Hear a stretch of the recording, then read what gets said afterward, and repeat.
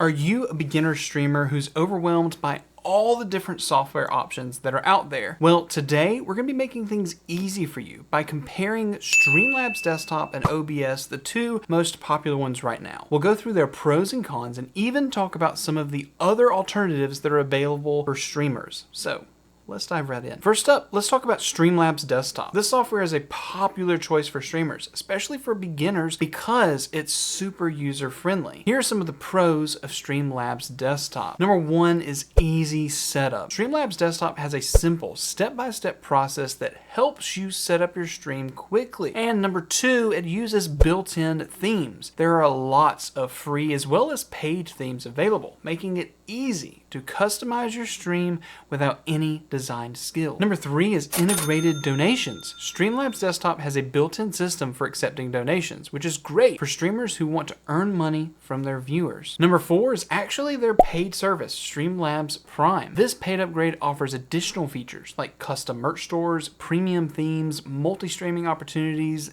and more. Now that we've discussed the pros of Streamlabs Desktop, let's talk about the cons. Number one, performance. Streamlabs Desktop can use more computer resources than OBS, which might slow down your computer or cause lag based upon your computer specs. Number two is customization. While Streamlabs offers many built-in features, advanced users might find it limiting compared to OBS. Next, we have OBS Studio, another popular choice among streamers. It's known for being very customizable and powerful. So here are some of the pros of OBS Studio. Number one, it's free and open source. OBS Studio is completely free and open source, meaning anyone can use it without having to pay for upgrades. Number two is it has high customization. OBS Studio allows for more advanced customization and control over your stream settings. Number three, plugins. OBS Studio supports a wide range of plugins, letting you add extra features and functions to your stream. And now that we've talked about the pros of OBS Studio, let's talk about some of the cons. Number one is the learning curve. OBS Studio can be a bit harder to learn than Streamlabs Desktop, especially for beginners. And number two, there are no built-in themes. Unlike Streamlabs Desktop, OBS Studio doesn't come with pre-made themes, so you'll need to create your own or find free ones online. Number three is a separate donations setup. To accept donations, you'll have to set up a separate account with a platform like Streamlabs or Stream Elements. Apart from Streamlabs Desktop and OBS Studio, there are other alternatives that you might consider for your streaming setup. Number one is XSPLIT Broadcaster. This software offers a mix of easy-to-use features and advanced customization, but it's not free. Number two is Lightstream. This is a browser-based streaming platform that's beginner-friendly, but it has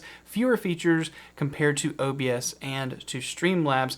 But I will say there is a coupon code down in the description. You should go check it out, especially if you're a console streamer. You can stream to the cloud, and they'll actually put overlays onto your stream, and you can do it directly from your console. Number three is Twitch Studio.